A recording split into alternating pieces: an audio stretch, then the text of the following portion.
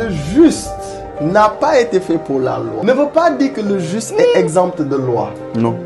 Mais il a une autre loi. Comprends que tant que la justice n'a pas été greffée à toi, tu peux penser au royaume, vouloir entrer dans le royaume, mais tu dois avoir des vêtements de justice. Yes, come on. Shalom la famille, j'espère que vous allez bien. Shalom prophète. Shalom mon apôtre. Voilà, je ne présente plus le prophète. Je pense que vous le connaissez déjà très bien, le prophète Joseph André Turpin. Et je suis l'apôtre Edmond. Nous sommes dans votre émission préférée, notre émission préférée, la balade du Saint-Esprit. Et là, nous avons un nouveau thème qui commence, et certainement les gens le lisent au niveau des titres. Yes. Mange et bois. Mange et bois. Mange et bois. Les gens se posent la question, qu'est-ce qu'ils vont raconter? En tout cas, préparez-vous. Peut-être que vous êtes devant quelque chose que vous êtes en train de manger. Vous avez peut-être un verre de jus, un verre d'eau. C'est parfait. Yes. Et nous allons sans plus tarder commencer par la prière. Je vais laisser le prophète nous introduire et nous allons nous entretenir avec ce thème. Seigneur, nous voulons te bénir dans le nom de Jésus. Te rendons grâce de nous réunir. Car à un moment donné, au moment où tu devais partir, tu as réuni des disciples autour d'un repas. Yes. Et tu leur as dit, ceci est mon corps, ceci est mon sang. Tu leur as donné à manger et tu leur as donné à boire. Seigneur, durant cet épisode où nous sommes en train de parler de manger et boire par ta grâce, rassasie-nous de ta nourriture et rassasie-nous aussi de ton breuvage. Que quelqu'un soit désaltéré, que quelqu'un soit complètement rassasié. Et Seigneur, fais-nous du bien au courant de cette balade dans le nom de Jésus-Christ. Amen. Amen. Yes. My prophète, Oui, merci. Dans cette prière, tu as déjà commencé avec une révélation. Le Seigneur, avant de partir, a pris un repas avec ses disciples. Un repas. Yes. Mais prophète, Oui. je vais entrer en mathématiques. Let's go. Alors, en mathématiques, Oui. on a appris les ensembles. Oui. Les ensembles, les réels, les entiers naturels, les choses comme ça. Bon, Effectivement. j'étais pas vraiment, un matheux. Mais j'allais à l'école quand même. Yes. J'essayais de suivre quand même. Et donc, ces choses m'ont... Quelqu'un va dire à quoi servaient les maths. Aujourd'hui, on va voir à quoi ça sert les On va maths. voir. Alors, on a appris les ensembles. Et il y avait l'ensemble des réels où il y avait deux bornes. Yes. Il y avait la borne moins l'infini. Oui. Il y avait la borne plus l'infini. l'infini. Right. Et donc, entre ces deux bornes, il y a tous les nombres réels. Oui. Mais entre les deux bornes, enfin au bout, il y a les bornes et on a des crochets qui sortent, Yes. chacun, pour montrer que c'est pas fermé, Oui. parce que l'infini, on peut pas le quantifier. Quantifié. Right. Alors, sur cette base-là, j'ai commencé à faire des maths dans la Bible. OK. Et quand je faisais les maths dans la Bible, je me suis rendu compte qu'il y avait des bornes, Oui. deux bornes, Oui. au ministère de Jésus. OK. Et je me suis rendu compte que les deux bornes, tenez-vous bien, c'est mange et boire. Yes. Pourquoi j'ai dit ça? Come Le on. ministère de Jésus commence à un moment donné, il reçoit le Saint-Esprit, il Oui. va dans le désert. Yes. Il est tenté par le diable. Et première tentation, la Bible dit, Jésus avait faim. Il avait faim. Il avait faim et le diable va lui dire, tentation, Yes. ordonne à ces pierres de devenir du pain. Donc, première tentation, ordonne aux pierres de devenir du pain, mais c'est parce qu'il y avait une condition qui était là. Première chose dans le ministère de Jésus, Jésus commence par avoir faim. Come on. Et la fin de son ministère, Oui. Jésus va à la croix. Oui. Et là, on est à la borne plus l'infini de son ministère. OK. Jésus est sur la croix et afin que l'écriture s'accomplisse, la Bible dit, Jésus dit, j'ai soif. J'ai soif. Or, j'aimerais qu'on lise ce passage-là. Nous sommes dans Jean, le chapitre 19. Yes. Nous sommes dans Jean et c'est extraordinaire. Je pense que c'est au verset 28. Il est dit quelque chose qui m'interpelle parce que j'aimerais dire quelque chose aux gens qui nous suivent. Oui. Comme je vous ai dit, j'espère que vous avez quelque chose à manger et à boire Yeah. parce que ça va être très instructif de suivre cet enseignement en mangeant et en buvant. Vous comprendrez pourquoi. Come Donc, on. nous sommes dans Jean 19. Oui. Nous sommes au verset 28. OK. Après cela, Oui.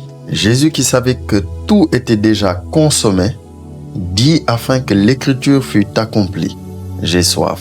My prophète, on dit Jésus qui savait que tout était consommé. Quand on Consommé. parle de consommer, on parle de consommation. Consommation. Quand on parle de consommation, on parle de nourriture. De nourriture. Donc Jésus savait que il y a eu à manger. Et tout a déjà été consommé ou mangé. Yes. Je parle d'une manière assez particulière, vous comprendrez Come on. pourquoi. Il dit, afin que l'écriture fût accomplie, Oui. j'ai soif. Or, nous savons que tout repas accompli finit par une soif. Right. Parce que pendant que vous êtes là, vous êtes en train de manger, vous n'avez pas encore soif au début. Vous pouvez ne pas avoir soif. Vous mangez un morceau de pain et ça crée un mécanisme. Yes. Ça crée un mécanisme et ce mécanisme-là s'appelle la soif. Yeah. Et donc, dès que vous avez mangé, vous avez fini, vous avez soif. Et lorsque vous buvez, le repas est accompli. Yes. Donc, c'est pour ça, quand on était petit maître prophète, on nous disait que pendant que tu manges, ne bois pas. Ne bois pas. Parce que si tu bois, tu es en train de dire à ton corps, c'est accompli. Effectivement. Donc, c'est pour ça qu'on attendait à la fin du repas pour pouvoir boire. Mais Yes. prophète, Oui, mon apôtre. je veux dire une chose et je te laisse C'est fort. rentrer. Continue. Lorsqu'on regarde Oui. le repas, Yes. manger et boire, Oui. on se rend compte en fait d'une chose. Je me rends compte que dans le jardin d'Éden, Oui.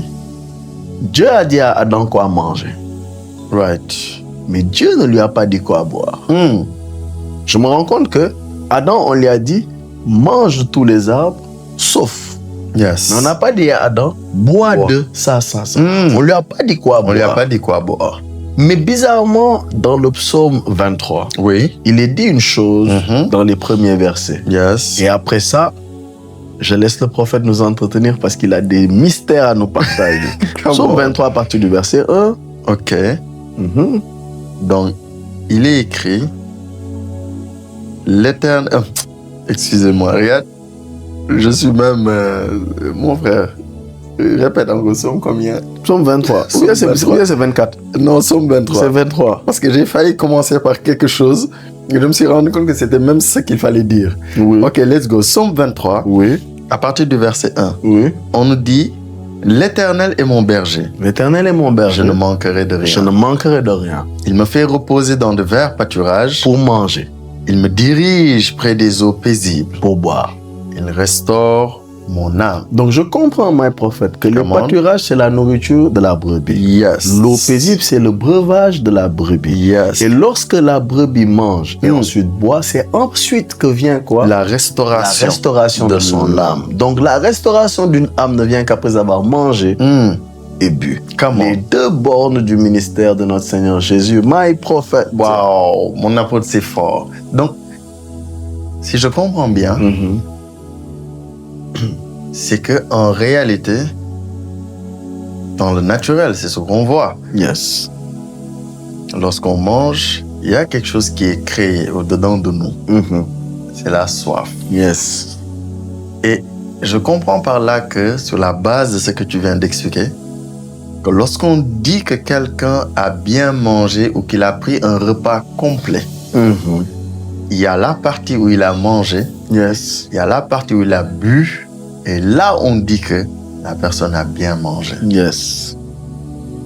Maintenant, mon apôtre, il y a quelque chose qui m'interpelle. C'est effectivement le ministère de notre Seigneur Jésus, on a vu. Borne qui s'est ouverte, la faim, borne qui s'est ouverte aussi, la soif. Et la chose qui est impressionnante, c'est là où les deux étaient. Yes. Le premier était dans un jardin. Le dernier, Adam, était dans un désert. Comment? C'est-à-dire, et ce qui est bizarre, c'est que le premier Adam, dans l'abondance, on lui a juste dit, tu peux tout manger sauf. On lui a pas indiqué le breuvage. L'autre, dans une situation extrêmement difficile, on a voulu lui proposer à manger. Et il a dit quelque chose. Yes. L'homme ne vivra pas seulement que de pain, Yes. mais de toute parole qui sort de la bouche de Dieu. Donc ça veut dire que la parole qui sort de la bouche de Dieu est une nourriture, Comment? mon apôtre. Et je comprends en cela, lorsqu'on retourne dans le jardin Yes. avec le premier homme, Dieu lui avait donné une nourriture en lui donnant sa parole. Yes. Parce que l'homme ne vivra pas seulement De pain. que de pain, mais de toute parole qui sort. Il y a une parole qui est sortie de la bouche. Tu mangeras de tous les arbres, sauf. Donc, c'était pas seulement les arbres du jardin qui étaient censés être sa nourriture. Yes. Il y avait cette parole qui était sortie. Mais comme tu l'as si bien dit, et comme c'est toi qui l'as dit, je vais te reposer la question. On ne lui a pas dit de boire. Comment se fait-il? Il n'a pas bu. D'ailleurs, on a vu qu'il n'y a pas son âme qui a été restaurée. Yes. Sur la base de Psaume 23. Mais permets-moi de te reposer cette question, mon apôtre, parce que je veux comprendre. Je me mets à la place de quelqu'un. Je veux comprendre. En fait, c'est vrai, on ne lui a pas dit de boire. On n'a pas dit de boire. On ne lui a pas montré le breuvage. Ça me rappelle Isaac. Yes. Lorsqu'à un moment prophète, Isaac voulait bénir son fils Ésaü.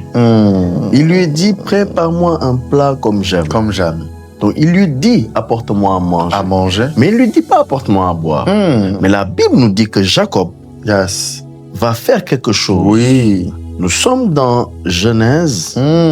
Nous sommes au chapitre 27. Come on. La Bible nous dit au verset 4. Fais-moi un mets comme j'aime et apporte-le-moi à manger afin que mon âme te bénisse avant que je meure. Donc l'âme allait libérer Yes. la bénédiction. La bénédiction si le propriétaire de cette âme-là, c'est-à-dire Isaac, mangeait et mangeait jusqu'à être réjoui. Yes. Nous sommes d'accord. Mais la Bible nous dit au verset C'est fort. 20, C'est fort, c'est fort, c'est 20, fort, c'est 22. fort, c'est fort, c'est fort. 23, je suis en train de chercher, 24, Yes. Verset 25. 25. Isaac dit, serre-moi et que je mange du gibier de mon fils afin que mon âme te bénisse. Jacob le servit et il mangea. Il lui apporta aussi du vin et il but. Pourtant, il n'a pas demandé de vin. Il n'a pas demandé de vin. Il a juste demandé à manger. À manger. Mais Jacob a compris Yes. qu'en fait, il y a un mystère. Quand quelqu'un a fini de manger, il a une envie de boire. Yes, right. Et donc, c'est quand il y a les deux qui sont complets. Parce que le Seigneur Jésus va dire, lorsqu'il va prendre le vinaigre, Oui. la Bible dit, il va dire tout est accompli. Yes. Donc l'accomplissement ne vient pas quand on mange seulement, Non. mais quand on boit ensuite. Yes. Donc Jacob, son père lui a demandé la nourriture. Right. Il a donné la nourriture. Right. Mais Jacob savait que en fait, ce n'était pas que la nourriture. Le papa a dit nourriture, mais moi je comprends, c'est caché derrière. Derrière le repas, il y a un système un mécanisme qui se crée. Et mon père aura soif, il faut que je lui amène quelque chose à boire. Et je sais qu'il aime le bon vin, donc je vais lui apporter du vin. Il va comme on dit, il va le prendre en mangeant. Et donc c'est comme ça que Isaac va amener la chose. Right. Donc effectivement, on se rend compte encore, mon prophète, on ne lui a pas dit quoi boire. Non. Quoi apporter à boire. Non. On ne lui a pas dit il lui a pas dit je veux boire, il a dit je veux manger. Yes. L'objectif premier est de manger.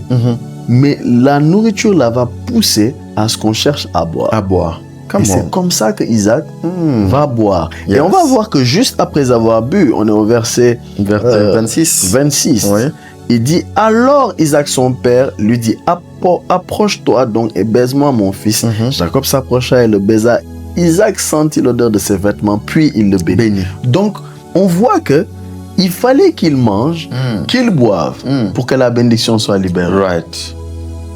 Donc, mon prophète, je comprends une chose. C'est fort. Une âme qui est blessée, une âme Frustré. qui est frustrée, Oui. une âme qui est malade, pour qu'elle soit restaurée, Oui. il faut qu'il mange et boire. Mais aussi une âme qui est pleine de bénédictions, elle est remplie de bénédictions, et qui veut relâcher la bénédiction, cherche une porte. C'est mange et bois pour pouvoir relâcher la bénédiction. Right, mon apôtre.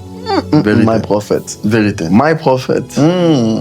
Et pendant que tu parles, je me rends compte de quelque chose qui s'est passé. Un épisode qui n'était pas juste un épisode comme ça. C'est au niveau d'Exode. Parce que les enfants d'Israël sont sortis. La Bible nous dit que lorsqu'ils sont sortis, la première chose que Dieu va manifester, c'est quelque chose de très, très, très, très, très, très simple.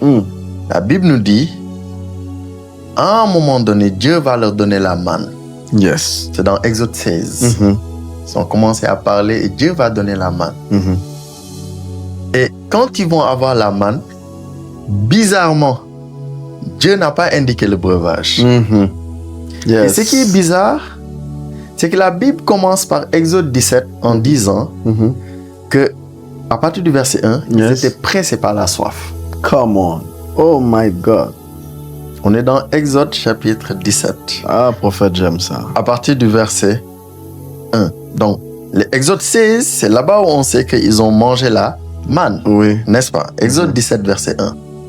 La Bible dit, toute l'assemblée des enfants d'Israël partit du désert de Sin selon les marches que l'Éternel leur avait ordonnées et ils campèrent à Réphidim, où le peuple ne trouva point d'eau à boire. Très bien. Maintenant, verset 3. Verset 3, le peuple était là pressé par la soif. Donc, ils étaient pressés par la soif. Exode 16, ils viennent de manger. Oui. Mais Exode 17, c'est bizarre. Ce n'est plus de la nourriture qu'ils demandent. C'est un breuvage. C'est un breuvage. Ils ont soif. Ils ont soif. En fait, ils ont mangé, mais ils doivent boire. Et ils sont pressés par la soif. Ils n'ont pas d'eau à boire. Mon apôtre, c'est juste pour rejoindre encore une fois quelque chose. On voit ce peuple, ce n'est pas pour rien. Dès qu'ils mangent, ils ont soif. Ils sont pressés par la soif. Et le peuple s'est impatienté. Ils ont commencé à chercher querelle à Moïse. Et on connaît la suite. Parce que, en réalité, lorsqu'ils étaient pressés par cette soif, c'est là où Dieu va faire sortir de l'eau du rocher. Et le peuple va boire.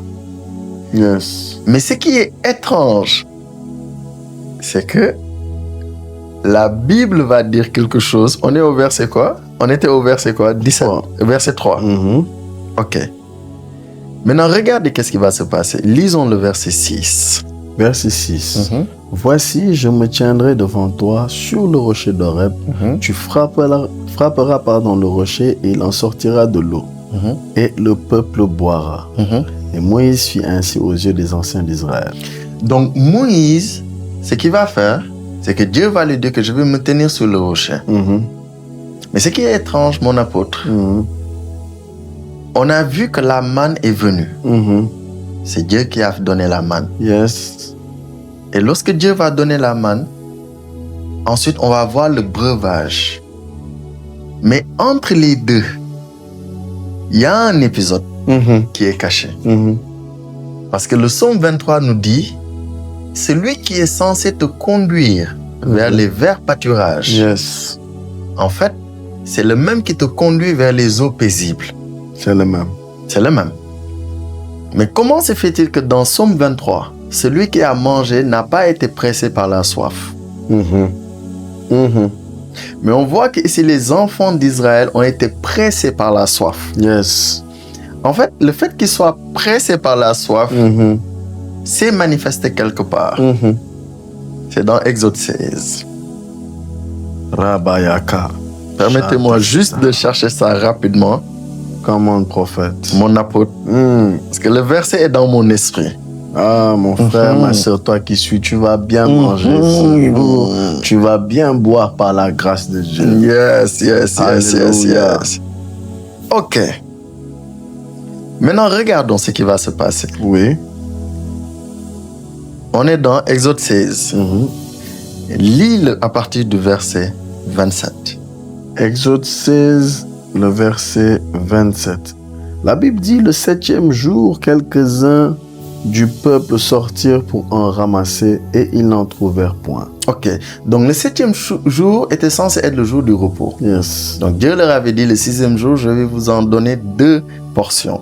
Pour que vous ayez pour le 5e et pour le 6e jour. Parce que pour le 6e et le 7e, car le 7e, ça sera le jour du repos. Yes. On nous dit que quelques-uns sont sortis et maintenant, qu'est-ce que l'Éternel va dire? Allons-y. Alors l'Éternel dit à Moïse, jusqu'à quand refuserez-vous d'observer mes commandements et mes lois?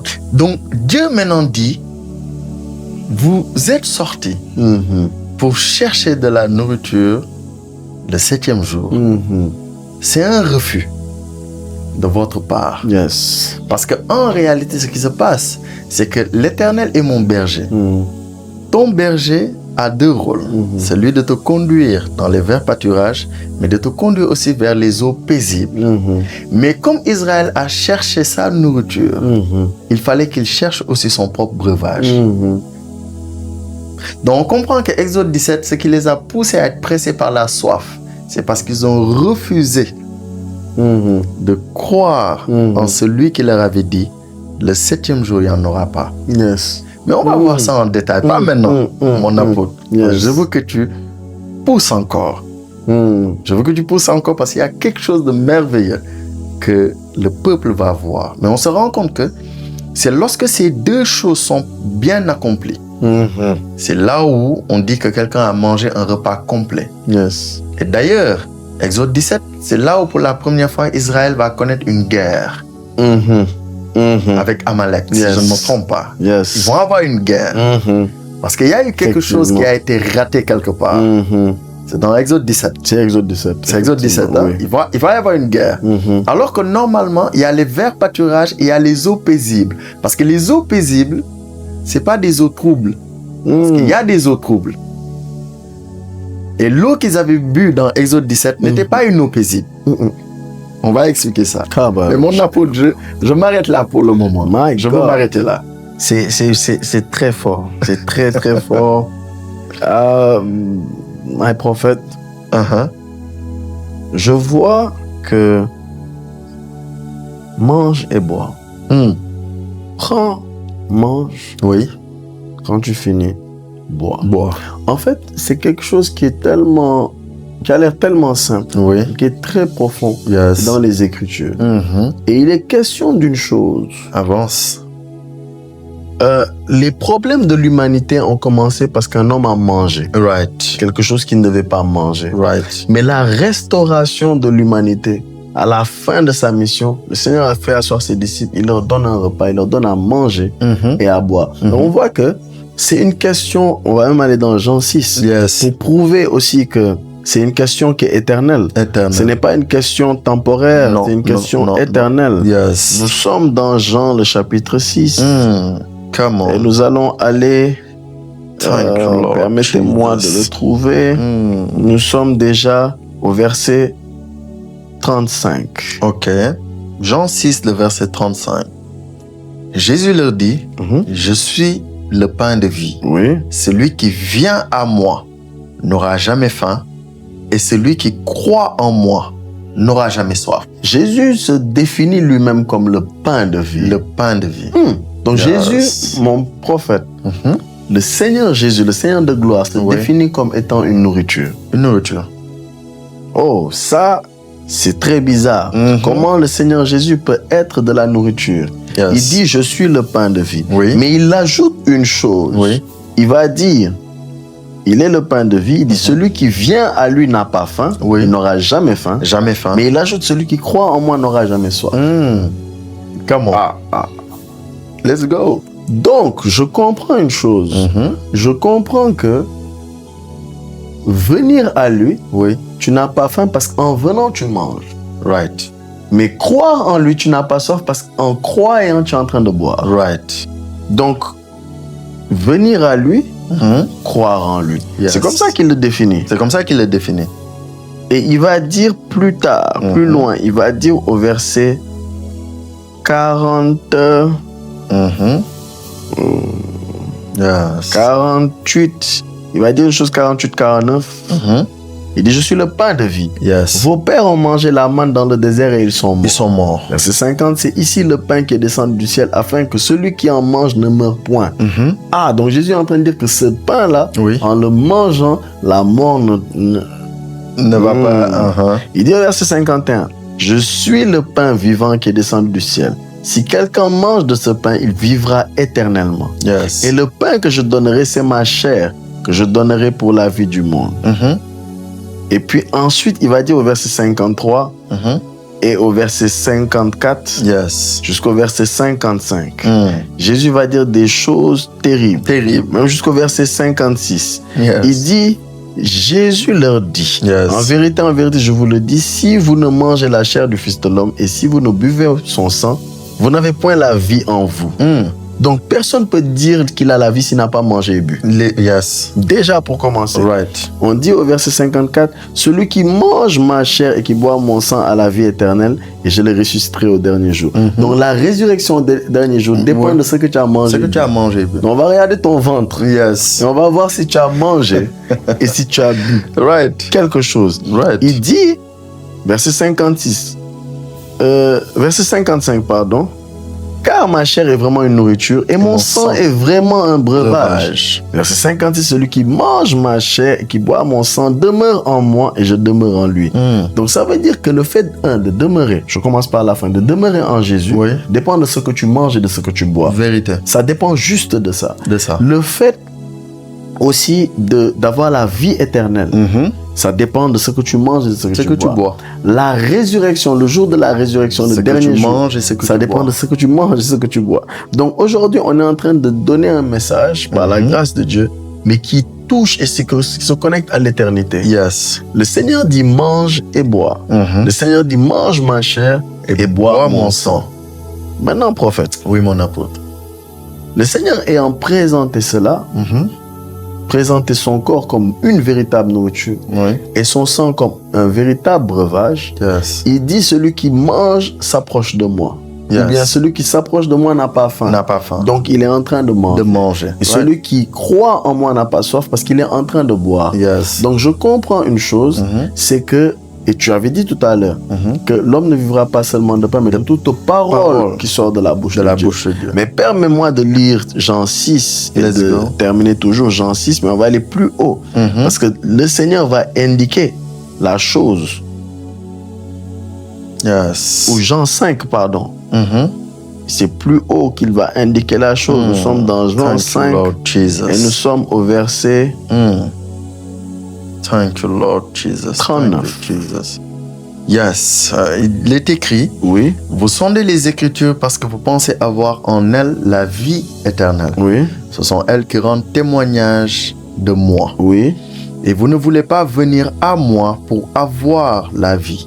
La Bible nous dit que le Seigneur Jésus, il est la parole faite chair. Yes. Donc quand il dit, ma chair est vraiment une nourriture, celui qui mange ma chair, qu'est-ce que sa chair? En fait, peut-être un homme va regarder sa chair et va attraper ça. Sauf que le Seigneur Jésus, quand il parle de sa chair, il est la parole de Dieu faite chair. Donc sa chair n'est que la parole de Dieu. C'est pourquoi lorsque le Seigneur Jésus imposait les mains aux malades, en fait, quand il touchait comme ça avec sa chair un malade, en fait, Dieu était en train de parler à la maladie de ce malade et il recevait la guérison. C'est pourquoi dans son imposition des mains, Dieu était en train de parler. Maintenant, on comprend une chose. Sa chair est vraiment une nourriture. Et ici, on nous dit que les Écritures, les gens croient avoir la vie dans les Écritures. Mais les Écritures rendent témoignage de Jésus. Donc les Écritures, comme on le disait, tu l'avais dit, je pense dans les épisodes précédents, dans Evangelion, que les Écritures pointent vers Jésus. Donc elles orientent vers Jésus. Donc il dit, celui qui vient à moi n'a pas faim. Donc en fait, les Écritures pointent vers lui. Je ne sais pas si quelqu'un comprend. Donc les Écritures sont en train de diriger vers Jésus. Et lorsqu'on se dirige vers lui, il dit dans Jean 7, on le lit rapidement et je te donne la parole. Il dit dans Jean 7, verset 30 et quelques, 38, quelque chose comme ça, 38, 39.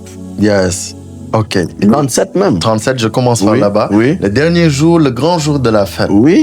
Jésus se tenant debout s'écria, si quelqu'un a soif, qu'il vienne à moi et qu'il boire. Qu'il vienne à moi. Mais il a dit, celui qui vient à moi n'a pas faim.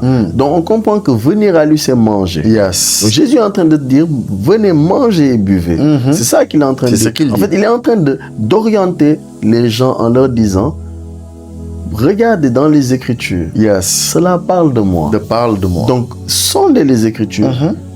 et venez à moi. Ne refusez pas de venir à moi. Right. Et lorsque vous allez vous approcher, c'est-à-dire lorsque vous allez manger, naturellement, en arrivant à moi, vous allez avoir soif. Yes. Il dit quoi? Celui qui croit en moi. Celui qui croit en moi, parce que celui qui boit, il dit, celui qui croit en moi n'aura pas soif. Il dit quoi ici? Celui qui croit en moi, des fleuves d'eau vive couleront de son sein, comme dit l'Écriture. Donc le Seigneur est en train de dire deux choses. Yes. Il est en train de dire Bravo, on va lire le 39 et je te laisse la parole. Come on. Il est en train de dire mangez afin de venir à moi. Yes. Mangez quoi? Manger toute parole qui sort de la bouche de Dieu. Yes. Et ces paroles-là sont venues pour orienter vers ma personne qui est Jésus. Yes. Donc quand tu manges, naturellement tu es orienté à venir boire. Même si tu n'avais pas soif.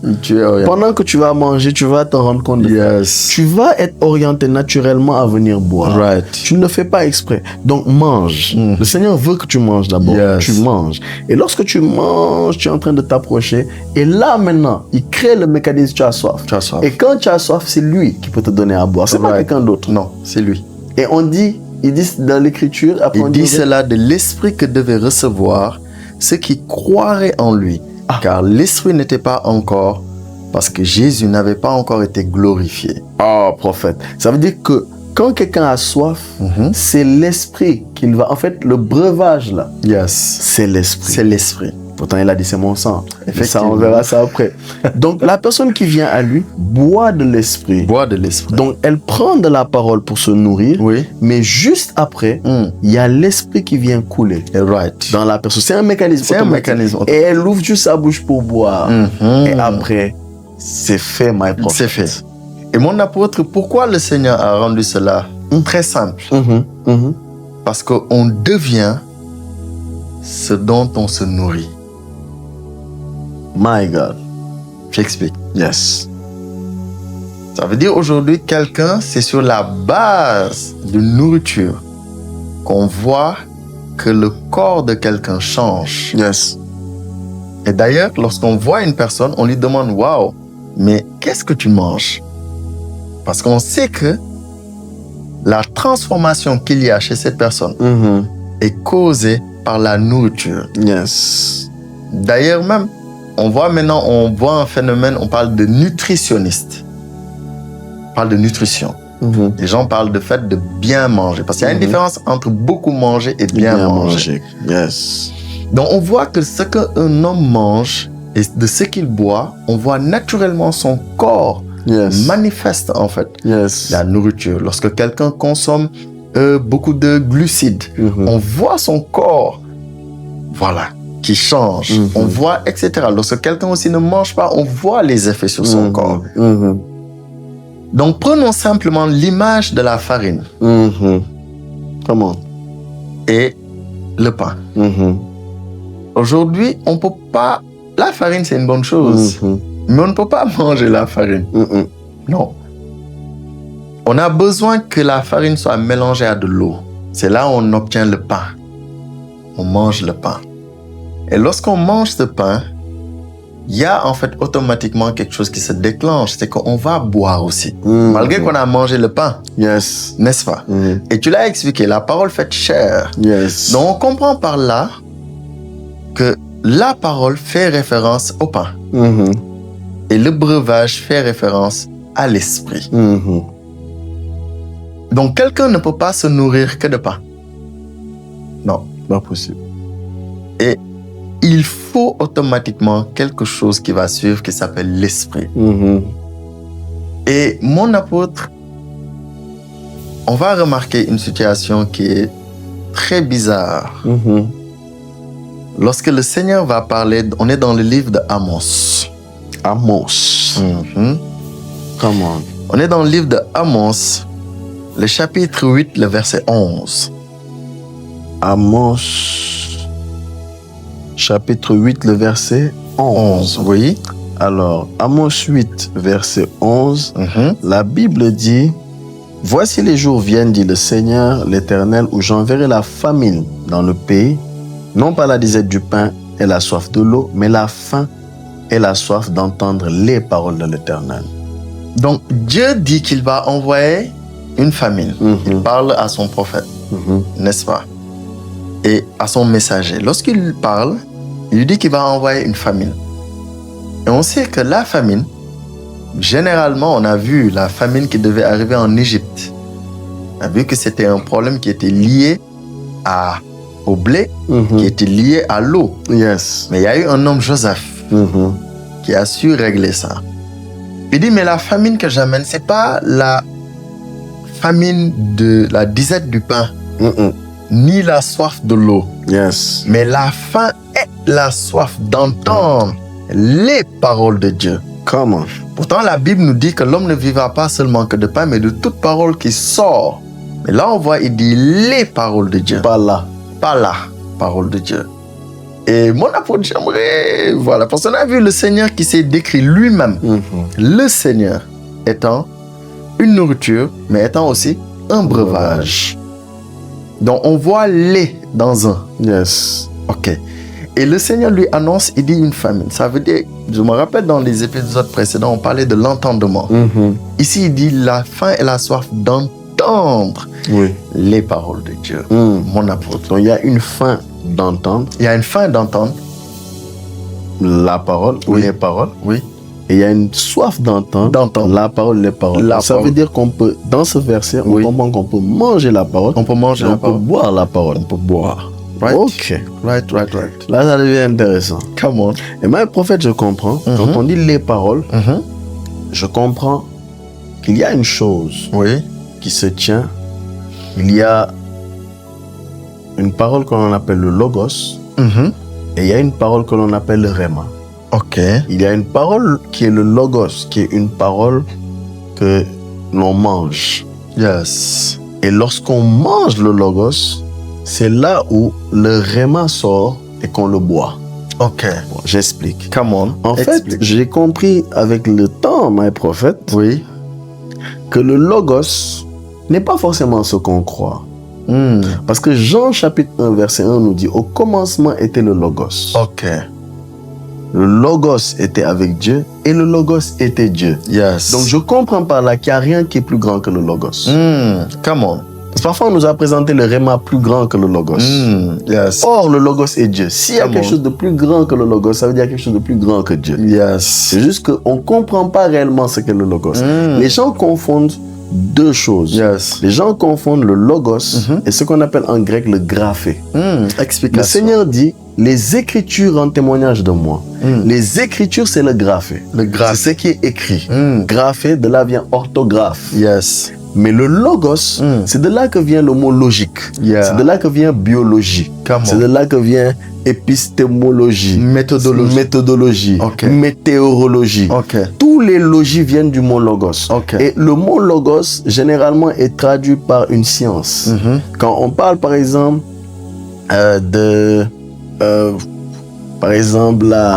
la biologie, c'est la science qui étudie la vie. La vie, oui. Parce qu'il y a bio, qui est le mot bios. Yes. En grec, les informaticiens qui le suivent vont comprendre quand on parle de bios. Donc, bios et logos, c'est biologie. Et donc, de ce mot-là, en fait, on voit la science qui renferme le tout. Dans la biologie, je vais donner un exemple très simple.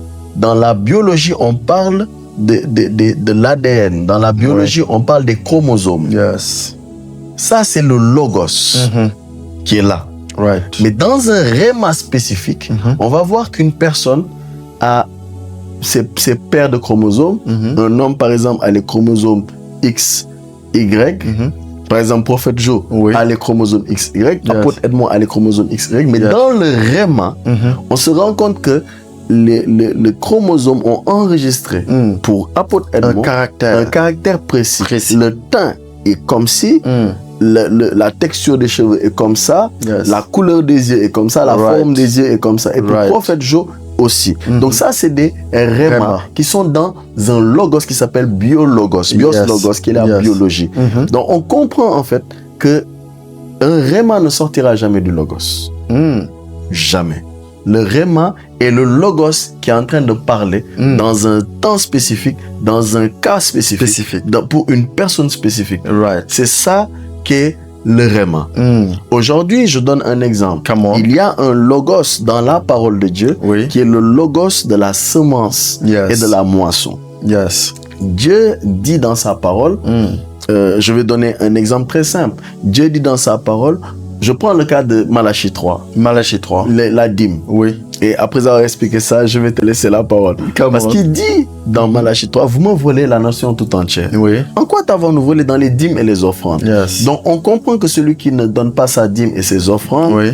en fait, Dieu le voit comme un voleur. Right. Et donc celui qui ne veut pas voler doit donner sa dîme et son offrande. Sauf que lorsqu'on regarde dans un réma, parce que quelqu'un va venir, va dire, ah, j'ai reçu 100 000 francs, ma dîme c'est 10 000 francs. Yes. Ça, c'est un réma. Quelqu'un d'autre ne peut pas venir dire je donne une dîme de 10 000 francs alors qu'il reçoit 1 million.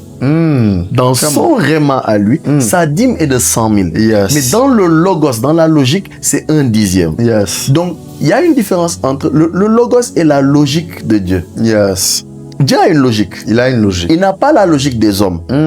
Parce qu'on dit la sagesse de Dieu est une folie pour les hommes. Donc Dieu a une logique. Yes. Maintenant, dans le graphé, dans les Écritures, Yes. on trouve même, excusez-moi, ça va choquer quelqu'un, on trouve le logos du diable. Yes. Je vais donner un exemple. Come on. Quelqu'un va dire qu'est-ce qu'on est en train de raconter ici. Nous sommes dans Job. Yes. Nous sommes dans Job, nous sommes au chapitre 2. Ok. Si je ne me trompe pas. Let's go. Alors, nous sommes au chapitre 2. Normalement, nous sommes vers le verset 6. Quelque chose comme ça. Non. Ok. Verset 4.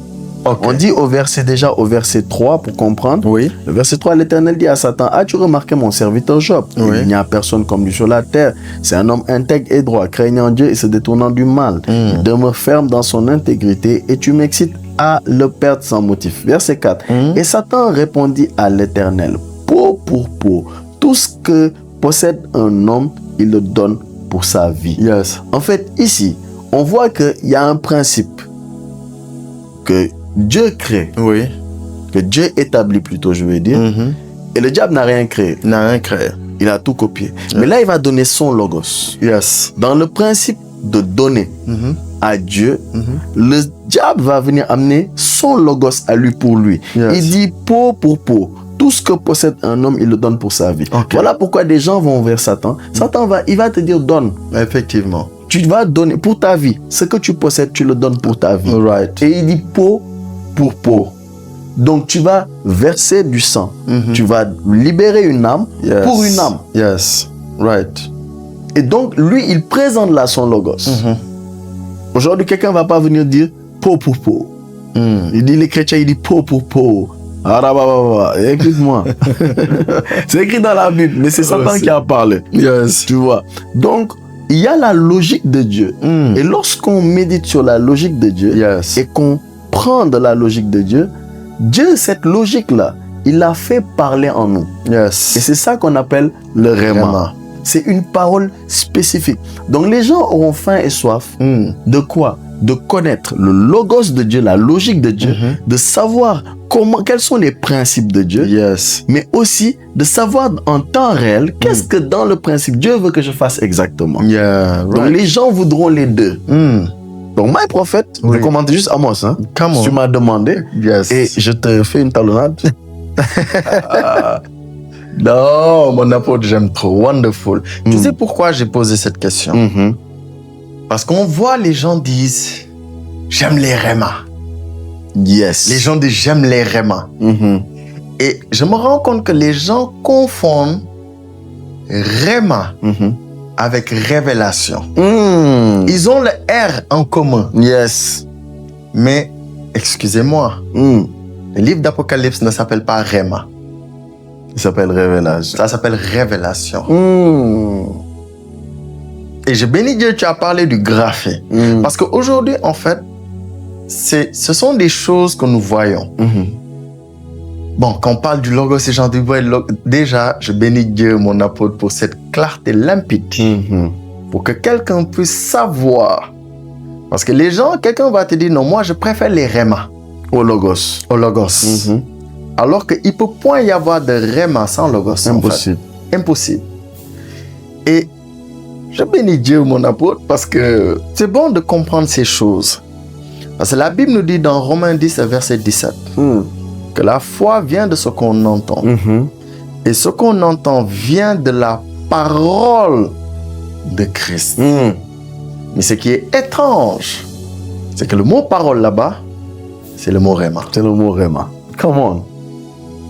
Donc, si je comprends bien, que pour que quelqu'un ait la foi, il y a un rhéma qui doit sortir. Mais on vient de comprendre ce que l'apôtre vient de nous dire. Et il faut qu'il nous réexplique encore que s'il y a un rhéma, c'est qu'il y a d'abord un logos en fait. Come on. Et que le rhéma, ce n'est rien d'autre que le logos qui parle. Yes. Donc, mon apôtre, je comprends par là qu'aujourd'hui, même celui qui est censé prêcher, pour que des rhémas sortent de sa bouche, il faut qu'il y ait d'abord la présence du logos du salut. Yes. Si le logos du salut n'est pas là, est-ce que le rhéma du salut peut être donné? Mon apôtre, là, je me mets à la place d'un auditeur. Oh, je te réponds rapidement, je te redonne la balle. Dieu, au commencement, était le Logos. Oui. Le Logos était avec Dieu. Le Logos était Dieu. Le logos était Dieu. Et le Logos s'est fait chair. Il habitait parmi nous. En d'autres termes, le Logos est devenu Rhéma. Yes. Donc, s'il n'y avait pas de Logos, il n'y aurait pas eu de Rhéma. En fait, Dieu le Père est le Logos. Et Jésus-Christ, son Fils, est devenu le Rhéma pour l'humanité. Le Rhéma du salut. Yes. Donc, ça veut dire quoi? Ça veut dire qu'aujourd'hui, Jésus est venu parler spécifiquement. En fait, Jésus a été la parole de Dieu dans la vie de chaque personne, dans des circonstances précises. Un homme qui s'appelle par exemple Jairus, sa fille était malade. Il appelle le Seigneur. Le Seigneur lui dit, ne t'inquiète pas, ne crains point, crois seulement. En fait, Dieu est en train de parler au travers de notre Seigneur Jésus. Yes. C'est un rhéma spécifique pour lui. Ne crains point, crois seulement. Il a dit à d'autres personnes. Mais dans ce cas précis, la fille de Jairus. C'était la fille de Jairus. Elle est morte. Elle est morte. Et il lui dit, ne crains point. Il parle, et ce jour-là, il dit Talita Koumi. C'est la seule fois où on l'entend parler. On l'entend parler, oui. Talita Koumi. Ça a été un rhéma ce jour-là. Parce qu'il est le rhéma de l'humanité. Quelle que soit la situation d'un homme, s'il veut entendre Dieu, Jésus, en fait, est la réponse de Dieu à l'humanité. Une femme a perdu son fils, la veuve de Naïn. Il est venu arrêter le cortège et il a relevé l'enfant. Il est venu un jour, les gens avaient faim. Il était dans un endroit désertique, les gens avaient faim. Il a pris 5 pains, il a pris 2 poissons, il a rendu grâce et il a distribué. Et ils ont mangé. Les gens qui avaient faim voulaient de Dieu, mais quelle parole tu vas nous donner? Parce qu'on a dit l'homme va manger. Donc il y avait une famine en fait. Il y avait une famine. Parce qu'on dit même que le lieu était désert. Le lieu était désert. Et c'est bizarre, dans un lieu désert. Bon, je ne veux pas dire ça, sinon on sera obligé de lire parce que les gens vont dire de quoi ils parlent. Parce que dans un lieu désert, c'est un désert. Il ne doit pas y avoir d'herbe. Mais le Seigneur va dire asseyez-vous sur l'herbe. Et ça, c'est bizarre parce qu'il est conduit dans le vert pâturage. C'est bizarre. C'est très bizarre. Mais bon, peut-être que la régie va nous mettre le verset. Parce qu'on n'a pas le temps de chercher. Mais une chose qui est étrange, c'est que moi, prophète, Jésus est le rhéma de l'humanité. Donc, le Père est le Logos. Mais dans la matérialisation de la vie de chacun, Christ est venu sous la forme d'un rhéma pour chaque personne. Donc, quelqu'un qui veut prêcher et donner des rhémas alors qu'il n'a pas le Logos, d'où vient son rhéma? Telle est la question, prophète.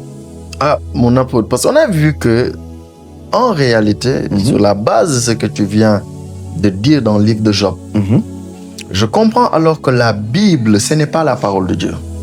Prophète. Oui. Parce que si tu as pu nous sortir... Prophète, excuse-moi. Certains parmi nous avons fait l'écodim. D'autres parmi nous avons fait la théologie. Prophète. Ah, théologie. Donc théos, Dieu, logos. Ok. je suis ton cours. Mais prophète, attends, tu dis que la Bible n'est pas la parole de Dieu. Non, la Bible n'est pas la parole de Dieu. Parce que quand tu dis ça, c'est grave. Nous qui avons été formés, qui avons suivi des cours, on nous a toujours dit que la Bible est la parole de Dieu, est la seule véritable parole de Dieu. Donc toi, tu viens aujourd'hui et tu es en train de perturber nos cours. Ah, prophète, je sais pas, le peuple est en train d'attendre. Ils sont en train d'attendre. Oui, il faut que tu nous expliques ça. D'accord, on va expliquer. Job 2, on vient de voir le logos du diable. Effectivement. Ok. Maintenant, si la Bible est la parole de Dieu, qu'est-ce que le logos du diable fait là-bas? Parce que la Bible nous dit que Dieu en lui, il n'y a point de ténèbres. C'est ce qu'on nous dit. Dans le livre de 1 Jean. Donc, parce qu'on est dans manger boire. On est dans mange et boire. Et le diable a dit Oui. à la femme, mange. Mange. Vous serez comme des dieux. Oui. Mais est-ce que nous devons manger? C'est écrit dans la Bible. C'est écrit dans Genèse 3. C'est là-bas. Prophète. Et qui est bizarre. Prophète. Mais je suis d'accord avec quelque chose. C'est que la Bible contient la parole de Dieu. Mais la Bible n'est pas la parole de Dieu. Autrement, Jean aurait pu dire au commencement était la Bible. La Bible était avec Dieu et la Bible était Dieu. Donc ça veut dire que quelqu'un prend sa Bible, il fait... Très bien. C'est pourquoi la Bible aujourd'hui, tu peux l'ouvrir, elle ne peut pas te protéger. Lui, moi j'ai essayé. Je sais pas, prophète. J'ai essayé aussi. Je peux me confesser. Je sais pas si ils vont mettre en commentaire. J'ouvrais ma Bible, Psaume 91. 91. Celui qui demeure sous l'abri du Très-Haut repose à l'ombre du Tout-Puissant. Je mettais ça en hauteur comme ça dans ma chambre la nuit. Il y a des esprits qui m'avaient visité à l'époque. Oui. Ça c'est à l'époque, hein.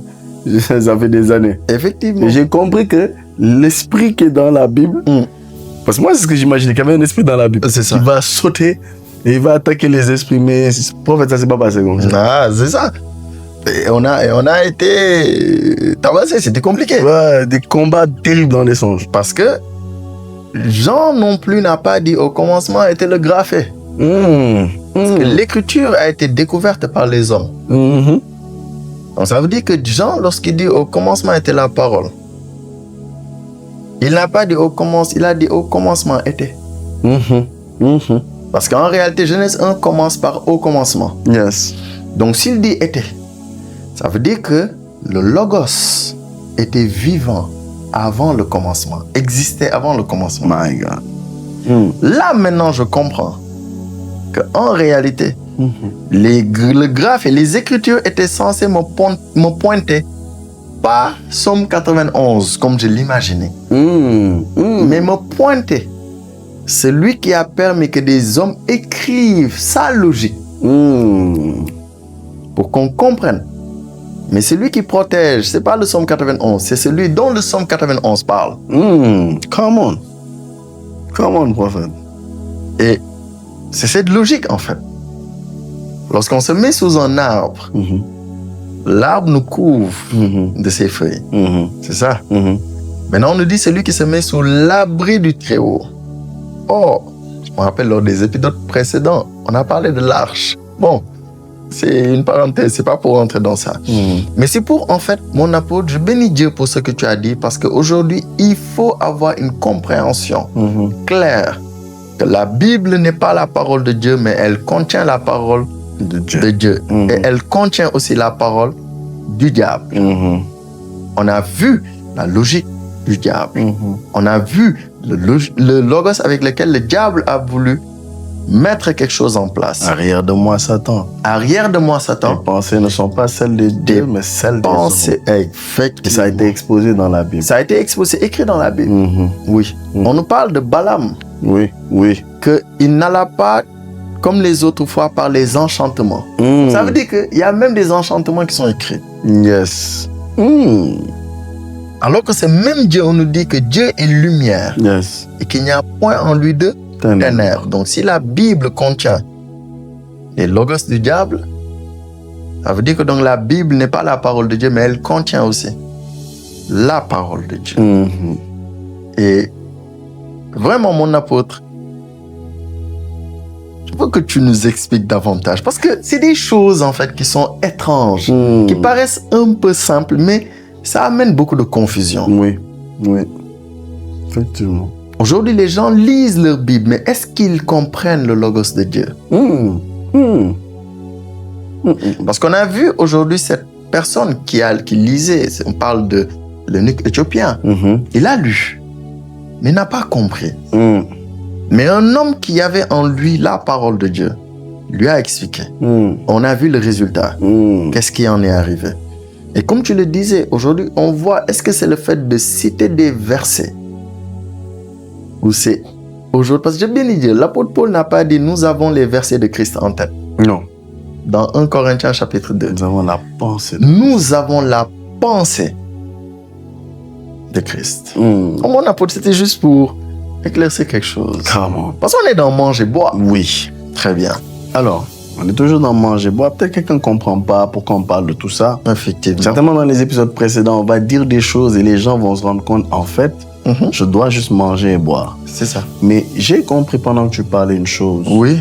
Il y a le graphé, Oui. il y a le logos, Oui. il y a le réma. Il y a le réma. J'ai compris que dans les aliments même, Oui. il y a, si je peux ainsi dire, 3 principaux groupes de nutriments, comment on appelle ça. Oui. Il y a les protéines, Protéines. il y a les glucides et il y a les lipides. Il y a d'autres, il y a les vitamines, les acides aminés, mais principalement, on regroupe ça dans ces 3 catégories. Et chacun a un rôle. Chacun a un rôle. Et je vois qu'il y a le graphé, il y a le logos, il y a le réma. Je vois, my prophète, qu'il y a l'exhortation, il y a l'enseignement Oui. et il y a la prédication. Yes. Je vois que la prédication travaille avec le réma. Yes. Je vois que l'enseignement travaille avec le logos. Yes. Et que l'exhortation peut travailler juste avec le graphé. Avec le graphé, right. Et je comprends une chose qui est vraiment très importante. Oui.